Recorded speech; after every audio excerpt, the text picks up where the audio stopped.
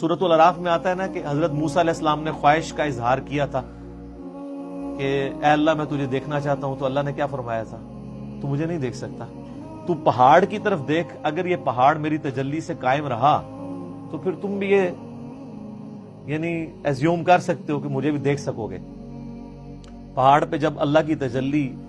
اللہ تعالیٰ نے ڈالی جو سورۃ الاعراف میں آتا ہے، تو اس کی وجہ سے پہاڑ جو ہے وہ ریزہ ریزہ ہو گیا، اور سورۃ الاعراف میں آتا ہے کہ اس تجلی کے انڈائریکٹ مشاہدے کی وجہ سے موسیٰ علیہ السلام بھی بے ہوش ہو گئے۔ یہ علیحدہ بات ہے کہ آپ کے بزرگ کلیم کرتے ہیں کہ وہ اللہ کا دیدار کرتے ہیں، کیونکہ وہ تو کہانی ہے، یہ قرآن ہے، یہ ہے سچائی۔ تو یعنی اللہ تعالی کی صفات کے اثرات کیا ہیں،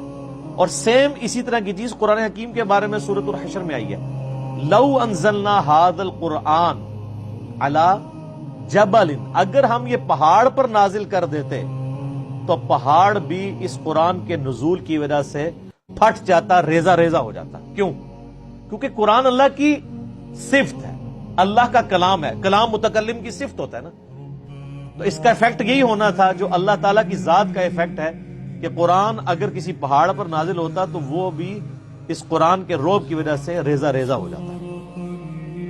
سر یہ ہمارے محبوب صلی اللہ علیہ وآلہ وسلم کا مبارک سینہ ہے کہ جس پہ آلموسٹ 23 سال تک قرآن نازل ہوتا رہا، اور اگر آپ بخاری مسلم کی احادیث اٹھا کے دیکھیں تو نبی علیہ السلام کے اوپر ایک کیفیت طاری ہو جایا کرتی تھی جب قرآن کا نزول ہوتا تھا، اور سخت سردیوں میں بھی بخاری مسلم کے الفاظ ہیں کہ آپ صلی اللہ علیہ وآلہ وسلم کے مبارک چہرے پر یعنی پسینہ بہنا شروع ہو جاتا تھا، اتنا وحی کا بوجھ ہوتا تھا۔ اور اس حالت میں صحابہ کرام آپ کو دیکھ نہیں سکتے تھے، چہرہ مبارک سرخ ہو جاتا تھا، اور